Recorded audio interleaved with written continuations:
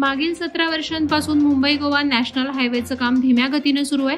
गणेशोत्सवापूर्वी या महामार्गाच्या कामाची पाहणी सार्वजनिक बांधकाम मंत्री शिवेंद्रसिंहराजे भोसले यांनी केली.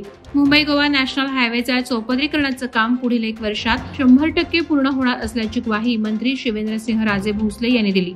गणेशोत्सवात कोकणवासी आणि चाकरमानी यांचा प्रवास सुखकर होण्याच्या दृष्टीने महामार्ग खड्डेमुक्त करण्याच्या सूचना मंत्री शिवेंद्रसिंहराजे भोसले यांनी संबंधित अधिकाऱ्यांना दिल्या. ठिकठिकाणी थांबून समस्या जाणून घेऊन त्या जलद सोडवण्याचं आश्वासन दिलं. नवी मुंबई महापालिकेतील सुमारे 20 कोटी रुपयांच्या भ्रष्टाचाराच्या विरोधात संपूर्ण कुटुंब महापालिका मुख्यालयासमोर आमरण उपोषणाला बसलं आहे. उपोषणकर्त्यांच्या आरोपानुसार देखभाल आणि दुरुस्तीच्या कामांची बिलं पुन्हा काढून तसंच टेंडर न काढता थेट देयक देऊन अधिकाऱ्यांनी कोट्यवधींचा गैरव्यवहार केलाय. तक्रारीसाठी वरिष्ठ अधिकाऱ्यांकडे ईमेल आणि मेसेजद्वारे प्रयत्न करूनही प्रतिसाद मिळाला नाही, म्हणून अखेर त्यांनी उपोषणाचा मार्ग स्वीकारल्याचं सांगितलं. दोषी अधिकाऱ्यांवर कारवाई होत नाही तोपर्यंत उपोषण मागे न घेण्याचा निर्धार त्यांनी व्यक्त केला. अरुणिना भगत या उपोषणकर्त्या महिलेची प्रकृती चिंताजनक असून तिला रुग्णालयामध्ये दाखल करण्यात आलंय. पनवेलचे आमदार प्रशांत ठाकूर यांच्या वाढदिवसानिमित्त त्यांनी केलेल्या आवाहनानुसार विविध ठिकाणी सामाजिक उपक्रम राबवण्यात येत आहेत. पनवेल शहर भाजपाचे उपाध्यक्ष केदार भगत आणि मित्र परिवार यांच्या वतीनं दादांचा शिधा वाटप करण्यात आले. यावेळी परेश ठाकूर आणि आमदार प्रशांत ठाकूर यांनी सामाजिक उपक्रम राबवण्याची संकल्पना मांडून कार्यकर्त्यांना प्रोत्साहन दिलं. त्यानुसारच पनवेल परिसरात आठवडाभर आमदार प्रशांतदादा ठाकूर यांच्या वाढदिवसानिमित्त कार्यक्रमांची रेलचेल सुरू आहे. या कार्यक्रमाचा सर्वजण नक्कीच आदर्श घेतील असं यावेळी प्रशांतदादा म्हणाले. नवी मुंबई ते मुंबईला जोडणाऱ्या अटल सेतूवर पावसाळ्यात खड्डे पडल्यानं वाहनचालक, प्रवासी, नागरिकांनी आश्चर्य व्यक्त केलंय. सध्या खड्डे भरण्याचं काम युद्ध पातळीवर सुरू असल्याची माहिती येथील कामगार वर्गाकडून देण्यात येत असली तरी देशाचे पंतप्रधान नरेंद्र मोदी यांनी उद्घाटन केलेल्या देशातील महत्वाच्या अटल सेतूला भ्रष्ट राजकारण्यांनी पोखरून टाकलं. हे मात्र अल्पावधीतच पडलेल्या खड्ड्यांमुळे पुढे येतंय. सुमारे 18,000 कोटी रुपये खर्चून बांधलेल्या या सेतूच्या मार्गावर अल्पावधीतच खड्डे पडल्याने ठेकेदाराला 20 लाखांचा दंडही ठोठावला असल्याची माहिती समोर येत आहे. बदलतं वातावरण, ढगाळ हवा, दुपारच्या वेळी गरमी, रात्री पुन्हा थंडी असं विचित्र वातावरण सध्या उरण परिसरात पाहायला मिळत आहे. त्यामुळे आजार बळावत असून रोगप्रतिकारक शक्ती कमी असलेले बळी पडत आहेत. उरण परिसरातील कोणत्याही दवाखान्यात सध्या सर्दी, खोकला, ताप, अंगदुखी, डोकेदुखी या आजारांनी त्रस्त असणाऱ्या रुग्णांची संख्या वाढली आहे. यात लहान मुलांची संख्या लक्षणीय आहे. त्यामुळे सध्या शाळांमध्येही मुलांची उपस्थिती एकदमच खालावली आहे. धुतूम, नवघर आणि इतर गावात डेंग्यूचे रुग्ण आढळले आहेत. यामुळे रुग्णालय हाऊसफुल झाल्याचं चित्र आहे. पेण तालुक्यातील वडखळ पुलाखाली बेकायदेशीरपणे प्राण्यांची वाहतूक करताना 6 म्हशी टेम्पोत ठासून भरलेल्या अवस्थेत सापडल्यानं 2 आरोपींना अटक करण्यात आली. आरोपी रेहान असलम अलवी वय 25 आणि मोहम्मद नदीम कुरेशी वय 34 हे मुंबईतील गोवंडी येथील रहिवासी असून त्यांच्यावर गंभीर गुन्हा दाखल करण्यात आलाय. पोलिसांनी पिकअप टेम्पो क्रमांक MH06BW 8830 5 म्हशी, 1 रेडा मिळून एकूण 9,73,000 रुपयांची मालमत्ता जप्त केली असून प्राण्यांची इरवडी येथील स्वामी गोशाळेत सुपूर्द करण्यात आलंय.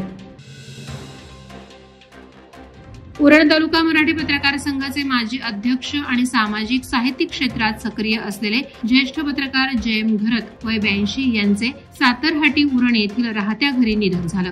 घरत यांनी पनवेल उरण आगरी समाज मंडळ, अखिल आगरी समाज परिषद, आगरी दर्पण मासिक आणि हुतात्मा हिराजी गोमाजी पाटील ग्रंथालय यामधून महत्वपूर्ण भूमिका बजावली. तसंच त्यांनी उरण पंचायत समितीत पंचायत विस्तार अधिकारी म्हणूनही सेवा दिली. उरण तालुका मराठी पत्रकार संघानं त्यांच्या स्मृतीस भावपूर्ण श्रद्धांजली अर्पण केली. यावेळी अध्यक्ष घनश्याम कडू, उपाध्यक्ष विरेश मोडखरकर आदी उपस्थित होते. भारतीय सैन्य दलात 17 वर्ष प्रदीर्घ सेवा केल्यानंतर सेवानिवृत्ती घेऊन गावी परतलेल्या हवालदार कमलाकर भौड यांचे पेण वरसई हायस्कूलच्या विद्यार्थ्यांनी बाजार ते वरसई शाळेपर्यंत मिरवणूक काढून ढोल ताशांच्या गजरात स्वागत केले.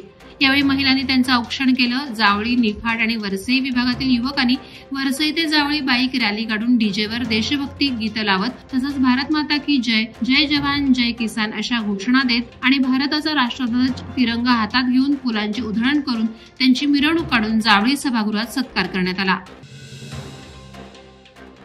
दारू विक्रीसाठी FL3 लायसन्स मिळवून देतो असं सांगून एका भामट्या अधिकाऱ्यानं पेण तालुक्यातील दादर येथील केके हॉटेल मालकाची 8,10,000 रुपयांची फसवणूक केली। आरोपी शीलवंत प्रमोद गवई राहणार भिवंडी मूळ गाव भादोला बुलढाणा यानं उत्पादन शुल्क विभागात ओळख असल्याचं भासवून लायसन्स काढून देण्याच्या बहाण्यानं रक्कम उकळली। या प्रकरणी दादर सागरी पोलीस ठाण्यात फसवणुकीचा गुन्हा दाखल करण्यात आलाय। पुढील तपास पोलीस निरीक्षक संजय ब्राह्मणे यांच्या मार्गदर्शनाखाली सुरू आहे।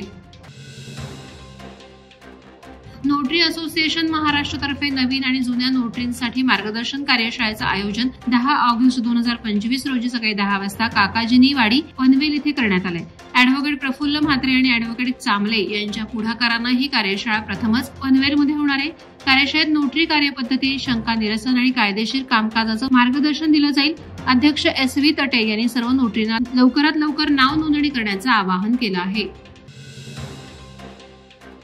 चौक येथील ग्रामीण रुग्णालय, सार्वजनिक आरोग्य विभाग, जिल्हा सामान्य रुग्णालय रायगड आणि मुख्यमंत्री सहायता निधी धर्मादाय रुग्णालयांच्या संयुक्त विद्यमानं दिव्यांग तपासणी आणि प्रमाणपत्र वाटप तसंच आरोग्य तपासणी शिबिर आयोजित करण्यात आलं। शिबिराचं उद्घाटन डॉ. कल्याणी हिंगोले आणि डॉ. सविता कालेल यांच्या हस्ते झालं। या शिबिरात अस्थिव्यंग, नेत्रविकार, मानसिक आजारांबरोबरच दंतचिकित्सा आणि सामान्य आजारांवर उपचार करण्यात आले। लहान मुलांची तपासणी करून पौष्टिक आहार देण्यात आला, तर गरोदर महिलांची तपासणी करून एकूण 62 दिव्यांगांना प्रमाणपत्र देण्यात आलं। वादळवारा लाईव्हसाठी न्यूज ब्युरो रायगड। नवी मुंबई व रायगड जिल्ह्यातील ताज्या बातम्या आणि घडामोडींसाठी सबस्क्राईब करा वादळवारा लाईव्ह चॅनल आणि दाबा बेल आयकॉन।